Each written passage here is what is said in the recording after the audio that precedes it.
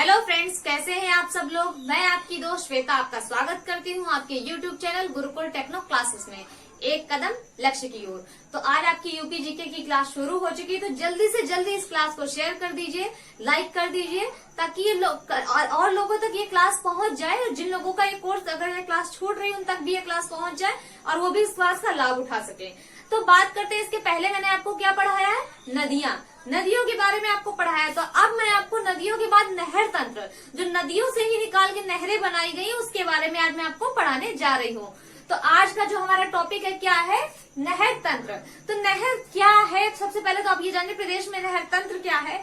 तो नदियों से पानी लाने के लिए, नदियों का पानी खेतों तक सिंचाई के लिए या पेयजल के लिए उपयोग करने के लिए, विद्युत उत्पादन के लिए उपयोग करने के लिए जिस साधन का प्रयोग किया गया, जिस कैनाल का प्रयोग किया गया या जिस नहर का, उसे हम नहर कहते हैं। तो सबसे बड़ी बात करें कि नहर क्या है आपकी, तो नदी का पानी है,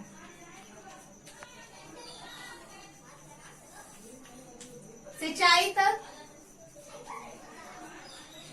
पेयजल या बिजली उत्पादन। क्या उत्पादन, बिजली उत्पादन।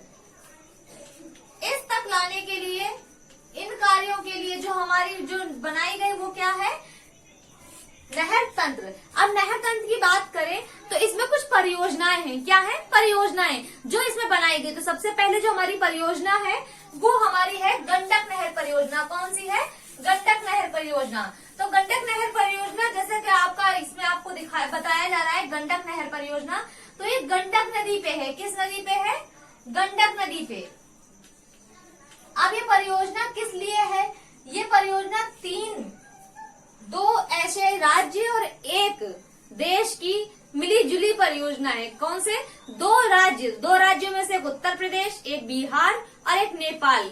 कौन से, यूपी, बिहार और नेपाल की मिली जुली परियोजना है गंडक नहर परियोजना। किस पर है, गंडक नदी पर है। किस पर है, गंडक नदी पे। अब ये गंडक नदी पे है तो इसकी लंबाई, ये जो नहर परियोजना है, इस नहर की लंबाई कितनी है। तो अगर हम बात करें इसकी, ये जो हमारी है ये 3 जगह पर है। अब आते हैं जो अगली हमारी है बाण सागर परियोजना। कौन सी है, बाण सागर परियोजना। तो बाण सागर परियोजना है, ये एक ऐसी परियोजना है जिसको बन के तैयार होने में कितना समय लगा, 40 वर्ष का। कितना समय लगा, 40 वर्ष का। तो आपकी जो अगली परियोजना है वो है आपकी बाण सागर परियोजना,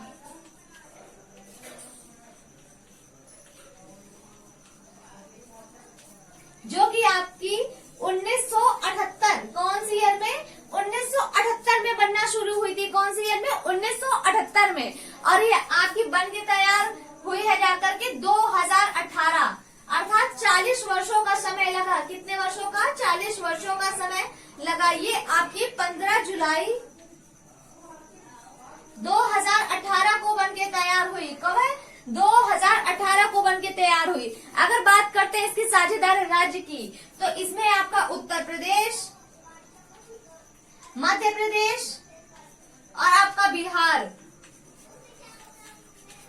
ये 3 राज्यों की मिली जुली परियोजना है। कितने, उत्तर प्रदेश, मध्य प्रदेश और बिहार की मिली जुली परियोजना है। इसमें लागत आई है 3500 करोड़ रुपए की। कितने की, 3500 करोड़ रुपए की। अब ये किस क्षेत्र को लाभान्वित करती है, मतलब इस क्षेत्र का जो लाभ है वो कहाँ कहाँ। तो ये जो मेन इसके लाभवान क्षेत्र है ये आपके प्रयागराज और आपके मिर्जापुर हैं। तो ये जो बाण सागर परियोजना है इसको बनने में 40 वर्षों का समय लगा। 1978 से आपका ये 2018 में बनके 40 वर्षों में 15 जुलाई 2018 को बनकर आई है। और यह उत्तर प्रदेश, मध्य प्रदेश और ये बिहार, ये 3 राज्यों की मिली जुली परियोजना है। और इसमें लागत आई है 3500 करोड़ रुपए की। कितने की, 3500 करोड़ रुपए की। अब आपकी जो अगली आती है, अगली परियोजना आती है वो क्या है आपकी, केन नदी परियोजना। केन नदी परियोजना, जैसा कि इसकी योजना के नाम में ही आपको समझ में आ रहा है कि किस नदी पे बनी हुई है, केन नदी पे। किस नदी पे बनी हुई है, केन नदी पे। केन नदी निकलती कहाँ से है, सबसे पहली बात तो आई कि केन नदी हमारी कैमूर पर्वत से, कहाँ से, कैमूर पर्वत से निकलती है। निकलती है और ये आपकी उत्तर प्रदेश और मध्य प्रदेश, किसकी, उत्तर प्रदेश और मध्य प्रदेश की मिलीजुली परियोजना है। तो फिर से देखिए, केन नदी परियोजना आपकी किस नदी पे बनी हुई है, केन नदी पे, जिसका उद्गम स्थल है कैमूर पर्वत, और ये आपकी उत्तर प्रदेश और मध्य प्रदेश की मिलीजुली परियोजना है। इसके बाद आती है अगली बात जो आपकी है बेतवा नदी। रामबाड़ परियोजना, कौन सी परियोजना है, रामबाग परियोजना।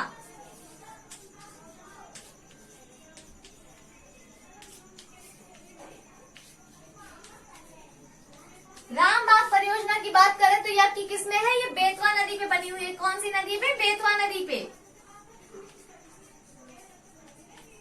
बेतवा नदी पे। और इसमें जो आपके लाभान्वित क्षेत्र है, मतलब जिन क्षेत्रों को उसका लाभ मिल रहा है, तो वो आपका उत्तर प्रदेश और मध्य प्रदेश है। कौन सा है आपका, मध्य प्रदेश और आपका उत्तर प्रदेश है, जो कि लाभान्वित क्षेत्र में आता है। किसमें आता है, लाभान्वित क्षेत्र में आता है।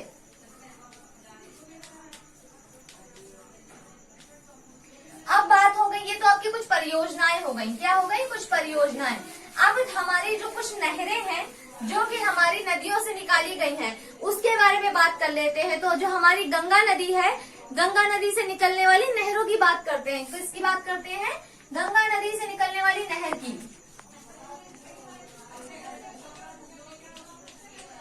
तो गंगा नदी से निकलने वाली जो हमारी नहरें हैं, 3 प्रकार की नहरें हैं। कितनी नहरें हैं, 3 नहरें हैं। कितनी, 3।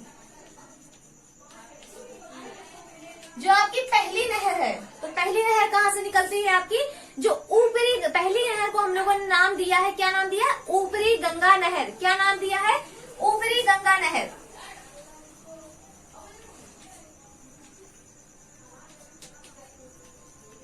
जो कि आपके हरिद्वार उत्तराखंड से निकलती है। कहाँ से निकाली जाती है, हरिद्वार उत्तराखंड से। ये ऊपरी छोर की नहर है आपकी, ये ऊपरी छोर की नहर है, हरिद्वार उत्तराखंड से ये निकाली गई है। कहाँ से निकाली गई है, हरिद्वार उत्तराखंड से निकाली गई है। अब बात कर लेते हैं इसकी जो लंबाई की बात करें तो ये 340 किलोमीटर की इसकी लंबाई है। कितनी लंबाई है, 340 किलोमीटर की लंबाई।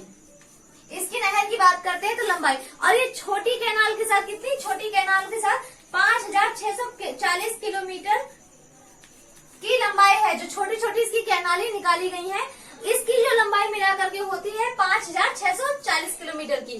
तो अब बात करते हैं आपकी मध्य गंगा की। जो मध्य गंगा से जो आपकी नहर निकली है, उसका क्या नाम है, मध्य गंगा नहर। क्या नाम है, मध्य गंगा नहर।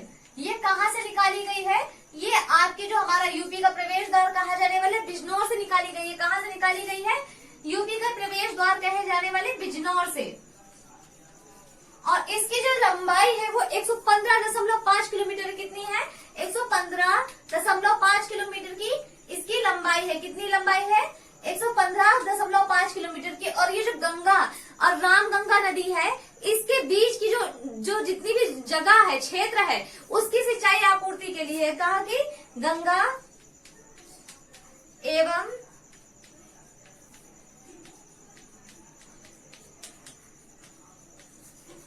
रामगंगा नदी के मध्य के क्षेत्र की सिंचाई।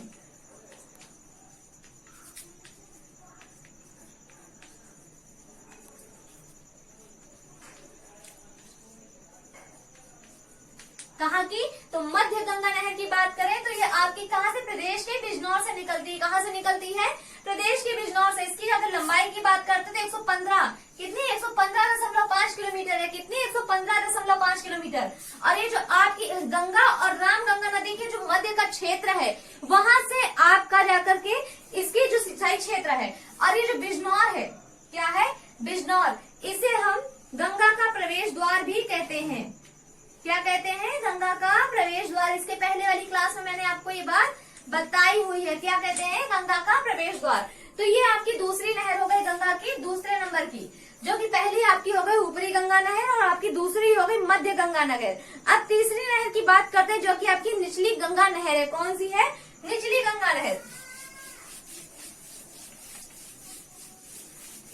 जिसमें एक क्वेश्चन बहुत बहुत अधिक पूछा जाता है कि आपकी जो निचली गंगा नहर है वो कहाँ से निकलती है। निचली गंगा नहर की अगर बात करते हैं तो वो बुलंदशहर के नरौना नामक स्थान से निकलती है। कहाँ से निकलती है? बुलंदशहर के नरौना नामक स्थान।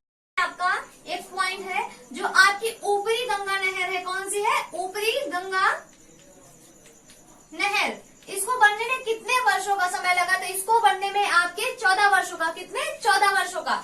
ये 1840 से लेकर के आपकी जाकर के 1854, कितना? 1854 में बन के तैयार हुई। तो 14 वर्षों का आपका समय लगा। कितने वर्षों का? 14 वर्षों का समय लगा किसको? ऊपरी गंगा नहर को बनने में। अब आपकी जो बात करते हैं कि जो आपकी निचली गंगा नहर है, कौन सी है आपकी निचली गंगा नहर? ये कहाँ से निकलती है? बात करते हैं आपकी निचली, जो तीसरी नहर है आपकी, कौन सी है? निचली गंगा नहर।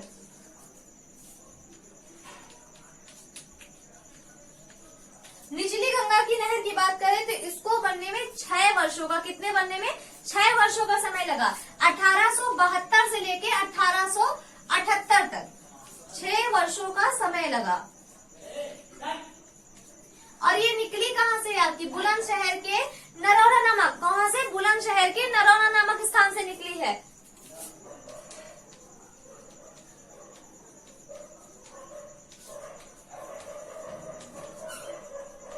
कहाँ से? बुलंदशहर के नरौना नामक स्थान से। अब बात करते हैं, इसकी 2 ब्रांचें निकाली गई हैं। जो हमारी ये निचली गंगा नहर है, इसकी 2 ब्रांच निकाली गई है। एक तो आपकी कानपुर ब्रांच है और एक आपकी इटावा ब्रांच है। कौन सी ब्रांच है? एक आपकी कानपुर ब्रांच है और एक आपकी इटावा ब्रांच है। अब ये किधर मतलब कहाँ? ये जो निचली गंगा नहर है, ये इसकी जो लंबाई की अगर बात करते हैं हम, तो कितनी है? 8800 किलोमीटर। 8800 किलोमीटर की लंबाई है। तो 8800 किलोमीटर की जो लंबाई में कौन कौन से ये जो क्षेत्र हैं उसको ये संचित करती है। तो अब सबसे बड़ी बात करें, अब बात करते हैं कि इसका जो सिंचित क्षेत्र कौन कौन से हैं। सिंचित क्षेत्र की बात करें तो निचली गंगा शहर, जो निचली गंगा नहर है, उससे सबसे पहले आपका कौन सा? बुलंदशहर। कौन सा है आपका? बुलंदशहर। इसके बाद ये आपका अलीगढ़। कौन सा है आपका? अलीगढ़। अलीगढ़ के बाद ये आपका एटा। एटा के बाद आपका ये कासगंज। कासगंज के बाद आपका ये फिरोजाबाद। फिरोजाबाद के बाद आपका ये मैनपुरी। मैनपुरी के बाद कानपुर। कानपुर नगर के बाद ये कानपुर देहात और कानपुर देहात के बाद ये फतेहपुर और फतेहपुर के बाद ये इलाहाबाद। ये तो कुल इन क्षेत्रों के साथ 8800 किलोमीटर। कितना है आपका? 8800 किलोमीटर की लंबाई का क्षेत्र जो है सिंचित करती है। तो ये तो आपकी हो गई बात गंगा नहर की। अब इसके बाद यमुना से निकली जो नहरें हैं या अन्य जितनी भी नदियों से निकली हुई नहर है, इसकी बात मैं आपको अगली क्लास में करूंगी। तब तक जो हमारी क्लास है इसको लाइक कर दीजिए, शेयर कर दीजिए और जिन लोगों ने सब्सक्राइब नहीं किया है वो चैनल को सब्सक्राइब कर लें। अगर कोई भी बात समझ में ना आए तो कमेंट्स में जरूर बताएं और घर पे रहें, सुरक्षित रहें, क्योंकि कोरोना है। अगर आपको एक बार भी हो जाता तो आपके साथ आपके परिवार को भी प्रॉब्लम हो सकती है। तो घर पे रहें, सुरक्षित रहें। Thank you so much.